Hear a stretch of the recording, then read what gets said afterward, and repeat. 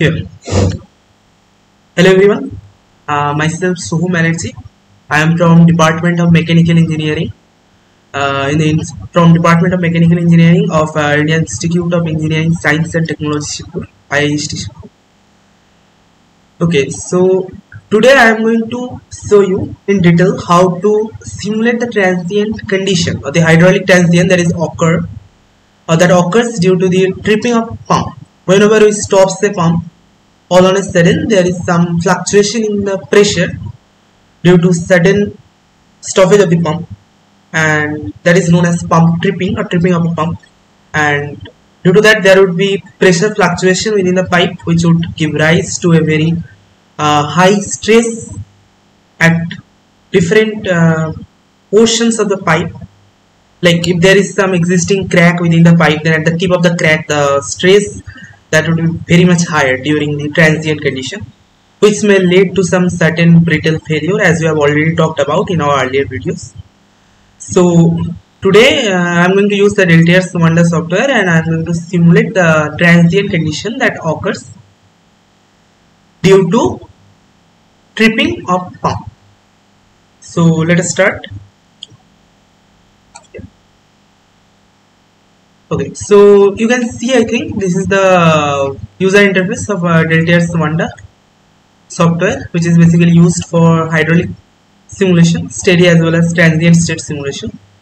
And okay, now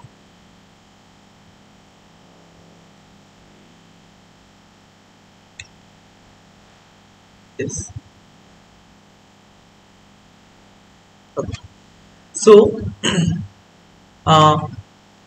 as you can see, first before starting, I would like to save it. That's a good practice to do. Okay. Let us save that Wonder file, and let us name it. What we are going to do? We are going to simulate the hydraulic transient condition.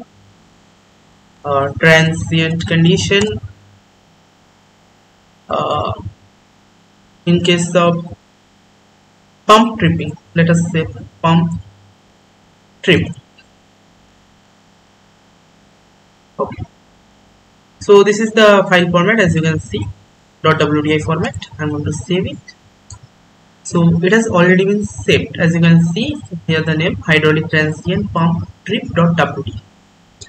So before starting anything, first I would like to switch to the transient mode. By default, the software would be in the steady state mode or the steady mode, or the that we call engineering computation mode. So I'm going to change the computation mode to transient mode. So after clicking in the model, as you can see, there is an option, mode and options, where we are going to click, and we are going to get this kind of window. There are two options for computation. One is the engineering mode, which is for steady state simulation, but here we are going to do it for transient. So I'm going to switch to transient mode. Next, what I'm going to check? I'm going to check the fluid window. So here what I can check, what kind of fluid I'm going to use. So as you can see that here water is used. I'm going to let it remain water by default, and all the properties are also mentioned over there. Next, the important thing is the time parameters window. So that basically talks about that they are basically the time steps and for how long we are going to simulate the thing that has to be specified. Okay, so as we click on the time parameters window, you can see that there is time step. So let us say I'm going to do it for 100 seconds, and I'm going to take 0.1 second as the time step. The finer the lower the time step, the accurate the result will be. So let us take 0.1 second for the time being, and the overall simulation time, let us take it to be 100 seconds. Okay. After that, we are going to build our model. So let me get the components one by one. This, you can see there the components are there. First I have taken one reservoir, which is mentioned by B1. Then I need pipe. Here you can see. So before pipe, I'm going to use a pump. Okay, let us use a pump. Then the pipe. Then I'm going to use a get valve, check valve, that is. So let us use this check valve over here. After the check valve, let us use one vent, discharge coefficient type. Then we are going to use another two pipes which are having different kinds of profile. That's why I'm going to use two pipes here. Okay, and then another reservoir. So all the components has been like taken into the workspace. Now I'm going to use the connector line to connect them one by one. So here I'm going to click on the connector line and I'm going to connect the components. Then to the pipe, from the pipe it goes to the check valve, which is a one-way valve which would help the water to go in one direction. Let us say it allows the pump to discharge the water in this direction. In the, let us say in the how should I go, in the direction which is like ahead of the check valve, like where the triangular portion of the check valve, this part is in this direction. So let us say it allows the water to flow in that direction and it stops the flow whenever it is in the opposite direction. Okay. So now I'm going to connect this one to this pipe and this pipe, and then this pipe is going to get connected to the reservoir, and also this vent is going to connect it here. Okay. Okay. So I need to move it a little bit. Yes. Okay. So now I'm going to specify the properties. So as I have earlier explained in the video, that you can see as soon as we click on the component, a rectangular box appears, and on the right side of the screen you can see there is a box, and in that box the blue colored one are the outputs and the white colored one where we have to give the input. So you can see that head, initial head that you have to give as an input. Let us give it to be, let us say it is having an initial head of 5 meter. Okay. Done. Next, this connector, let us say its elevation is 5 meter at the same elevation, which connects to the pump. Now we have to define the properties of the pump. So you can see here in the characteristic type we have chosen it to be QH, where Q means discharge, which is a common notation for discharge. H is the head and E is the efficiency. So this is basically discharge head efficiency type pump. So obviously we have to specify the characteristic of the pump, and how we get that characteristic? We get that characteristic by experiments. By experiments we get the discharge head corresponding to, actually what we do actually in the practical scenario, we start as we have done in our third year during Francis turbine setup, or you can say during the compressed centrifugal pump experiment, where what we have done, we have varied the discharge from a low value to a very high value. We have varied it step by step, and during each step we have measured what is the available head, what is the head that is produced by the centrifugal pump, and what is the corresponding efficiency that you have to calculate, and that data would be available by from the experimental setup or from the company that has done some experiments on that turbine, on that pump, centrifugal pump, to get those results. So that's kind of data set. So those data will be available either by experiment or will be given by the companies. That how to have to specify over here in the QAG table, and based on that the corresponding powers will be calculated. So I have already with me some data, so I am going to copy paste them. For the discharge you can see I am going to copy paste them. Then for the pump head, let us see, these are the measured pump heads.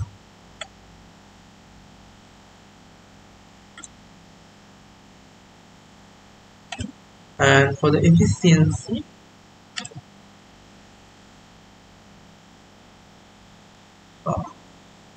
let us select this one and copy it. Let us paste it. As you can see, already the power has been calculated automatically. Okay. So everything has been given. You can see this. Now the rated speed, that is the highest speed at which it is possible to run the pump. Okay, so let us say the rated speed is 1200 rpm, round revolution per minute, and the initial setting, that is speed. And what is the initial speed? Let us say it is initially run at its rated speed. Let it be 1200. Now since it is in the transient condition, so as soon as we turn off the power supply to the pump, due to its moment of inertia, polar moment of inertia, say what will happen, due to its inertia it will continue rotating up to a certain period of time. So for how much time, for how long it will keep on rotating before coming to the before coming to a pause, it is decided by the polar moment of inertia. So let me define the polar moment of inertia. Let us arbitrarily give some polar moment of inertia. Let us say 2 kg/meter square polar moment of inertia. And drive type, that is steady. Instead of steady, it would be trip, because we are going to turn off the pump. That is called tripping. So we are going to do the transient study based on tripping of pump. So we are going to change the drive type to trip, and the trip time, let us say it is a very short time, within a very short period of time. So within a very short period of time, after a very short period of time, the pump turns off. So let us say it is after 3 seconds. So everything is given. Now let us go to the next connector. Let us say it is also at an elevation of 5 meter. This pipeline. Now let us define the properties for this pipeline. Like you can see, this is a circular cross section. The pipe is having a circular cross section. Let us specify the diameter to be 200 mm. Calculation mode water hammer, and we are going to specify the wave speed. So what is the wave speed? That is basically the speed at which the sound travels through the water. So in generally, this acoustic wave speed that we get during water hammering, that is generally within the range of 200 to 1400 meter per second. But let us, for the sake of the calculation, let us give it 1400 meter per second. That's the maximum. Okay, now friction model DW. Now let us say the wall roughness. Let us take an arbitrary value of 1 mm, which again contributes to the losses in pipes, as I have already discussed in the previous video, where we have talked, I have explained why this wall roughness is important, because it contributes to the losses in pipes, which is given by Darcy, the losses in pipes, the formula for the expression for the losses in pipes, that was given by Darcy-Weisbach, which is like delta P equal to F into L by D into V square by 2G, which is very common in use in hydraulic studies or in hydraulic science. So there the F is the friction factor, which depends on 3 things. First one is the type of fluid that is flowing. Second one is the material of the pipe, and the third one is the roughness of the inner surface or the inner wall of the pipe. Okay. Now we are taking a quasi-static friction model. Length. What should be the length? Should be taken like, let us take a very small length. Let it be like 5 meters.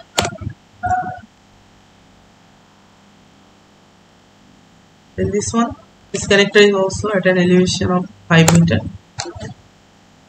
Now let us come to the check valve. So earlier we have defined the inner diameter of the pipeline to be 200 mm, right? So let us take the inner diameter of the check valve. It is generally of varying sizes are available in the market. So let us take it to be 150 mm. And the loss coefficient, let us take it to be 1. So what is loss coefficient? Loss coefficient is the pressure loss that occurs when the fluid flows through the loss coefficient basically indicates the pressure loss which occurs when the fluid flows through the check valve. Now let us see initial state, that is open. Now let us get to this connector. Let us take it to be also at a height of 5 meter. Now let us give some properties to this belt. So let us say the elevation offset is 0. It is connected at the center line of the pipe. Laplace coefficient, let us take an arbitrary value of like let us take an arbitrary value of 1.4. Right, yes. Now let us take some ambient temperature, let us say 40 degrees Celsius. Inlet discharge coefficient, let us take it to be 0.7. Outlet discharge coefficient, let us take it to be same, 0.7. Inlet discharge area, let it be 0.004 meter square. I'm just taking some arbitrary values. This will be specified in the vent specification. So 0.004 meter square. Initial air volume, let us say there is no initial air. And residual air volume, let us take 0.001. Yes. Now let us get to the second pipeline. Circular cross section, let us take up the same, let us say it is also having the same inner diameter, that is 200 mm. Water hammer calculation mode and wave speed mode, we are going to change it to specified, and we are going to specify that wave speed, that is 1400 meters per second. One thing I forgot to mention that in the let us complete specifying the properties of the pipe 2. Okay, so specified wave speed, that is 1400 meters per second. Friction model is TW. Okay, and wall roughness, let us take 1 mm. Quasi steady geometry length, let us, instead of length, what I can take, let us take a length height, let us take a profile of the, and let us define it like at x equals to 0, the height would be 5 meter, and let us say it is 3 kilometer long pipe, and x equal to 3. Well, let us say it is a 1 kilometer long pipe. That would be like, again I will define another pipe, so it will be too long. Let us define 1 kilometer long pipe and the height to be, let us say 15 meter. Now I don't need this additional row. Delete it. So what I forgot to mention, that in pipe 1 P1, as I click on it, you can see the properties. Here the calculation mode will not be water hammering, because whenever we turn off the pump, due to the backflow of the fluid in pipe 2 and pipe 3, it will try to come back, but due to the presence of the check valve, it will not be able to come into the pipe 1. So in fluid in the pipe 1 will behave as a rigid column. No water hammering phenomena will occur in this pipe. So that's what we are going to do. So we are going to consider it as a rigid column. Now let us get to this connector. It is also at a height of 15 meter, because the outlet of the pump 2, that is at an elevation of 15 meter from the reference line. Now let us get back to the pump 3. Let us specify it. So it is also having a inner diameter of 200 mm, water hammer, and I am going to specify the wave speed of the water hammer during the water hammering, that is 1400 meter per second. Now wall roughness, let us take it to be 1 mm. Quasi steady dynamic friction model, and I am going to give some profile for the pipe. Okay, so let us give some profile. At x equals to 0, the height is 15 meter. It is already at a height of 15 meter. Let us say x equal to 2000. The height is 5, and x equal to 4000. The height is 40. Okay.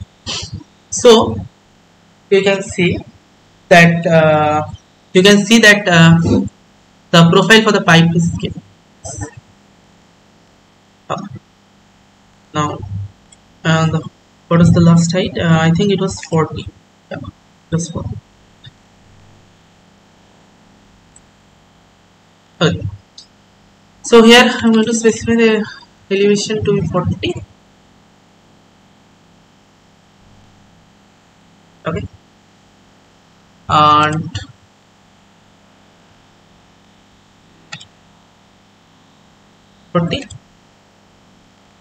and there is a sink where the water is going to get put into, okay, or get dumped. So we have to specify the initial head at that point. So let us take some arbitrary value for it.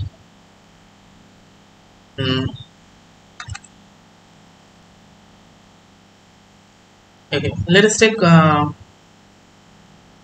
much should I take?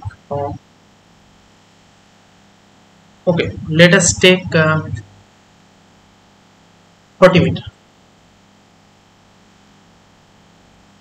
Yes. Yes, let us take 40 meter. That would be good, I think. Okay. So I think I've already specified all the components. Yes.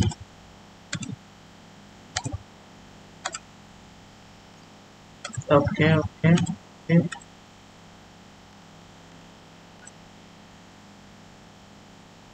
Okay. So now let us do the transient study. So how we are going to do that? For that we are going to first save the model, then go to the model, go to the calculate transient, click on it. See, it has been solved. As you can see, here it is written 0.0 by 100.0 seconds. So basically the simulation for 100 seconds is done. And this is also been turned green, that is also indicates that the simulation has been. Now first what I am going to do, that I am going to see whether the pump follows the tripping characteristic that I have already assigned to the pump. Okay, so let us click on the pump P1 and here you can see all the outputs have come. So what I am going to check, see the discharge. So I am going to check the discharge at the outlet, how it varies with time. See. So see, after 3 seconds the pump has been turned off, but due to polar moment of inertia it will continue rotating for a certain period of time, and after that the discharge will be 0. So the pump follows the tripping characteristic that we have already assigned, and what we have assumed that it will follow, it is following that as per the simulation result that we have obtained through the software. Okay. So you can see the discharge character, how the discharge at the outlet of the pump varies with time. That is the profile. Okay.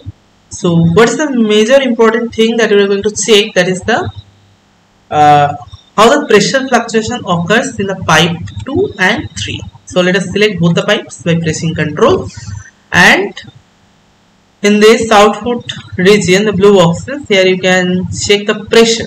Yes, this one. So if I click on this pressure, yes. So before going to the pressure, let me show you something else. Okay. Okay. Let me show you something else. That's the head.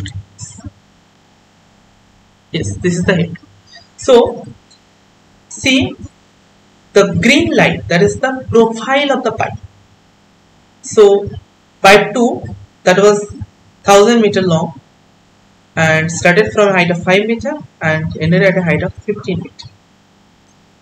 The second pipe, that was like 4000 meter long, so that's a total 5 kilometer long.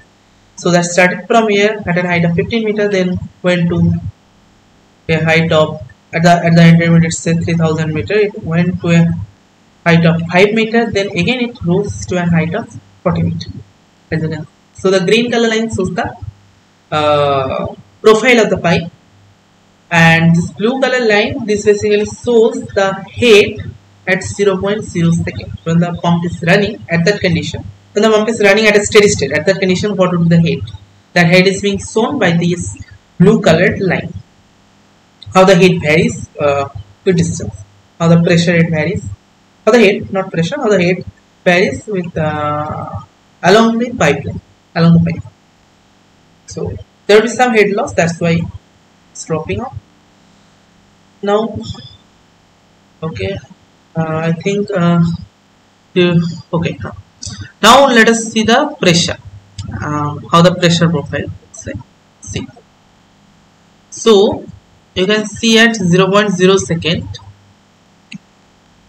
pressure along the center line of the both pipes. You can see that is indicated by the blue line at 0.0 second. So the pressure is maximum at the inlet to the pipe 2, then it drops and keeps on dropping up to the outlet of the pipe 3. Right? Yes. So that is the pressure profile along the pipe. Okay. So like you can see the height increases, that's why the pressure drops here. Okay, then due to some pressure losses, there are different reasons due to which the pressure drop occurs.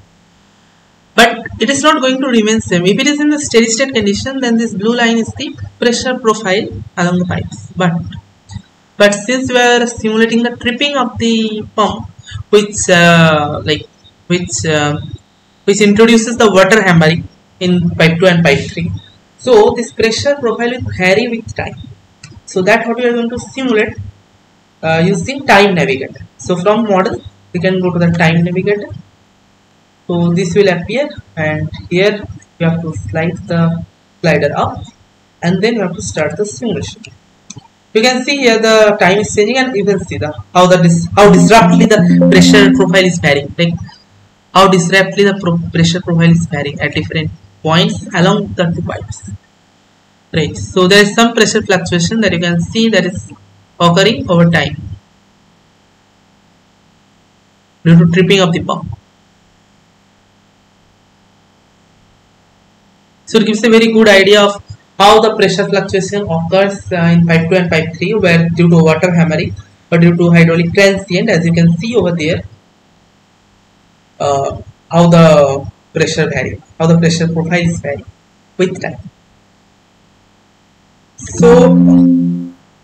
So finally I have shown how to do it using the Deltair's Wonder software. There are a lot of other softwares there, you can use ANSYS or other softwares for this kind of hydraulic simulation, but somehow I like it. Okay, so that's all for tripping a pump and how the pressure fluctuation occurs due to water hammering due to tripping a pump, and how it affects our design. So we need to modify our design based on the maximum pressure that can occur, that may not occur during the steady state. So you have to consider this transient case also. So this highlights those areas that you need to think of. So that's all for today. Thanks a lot.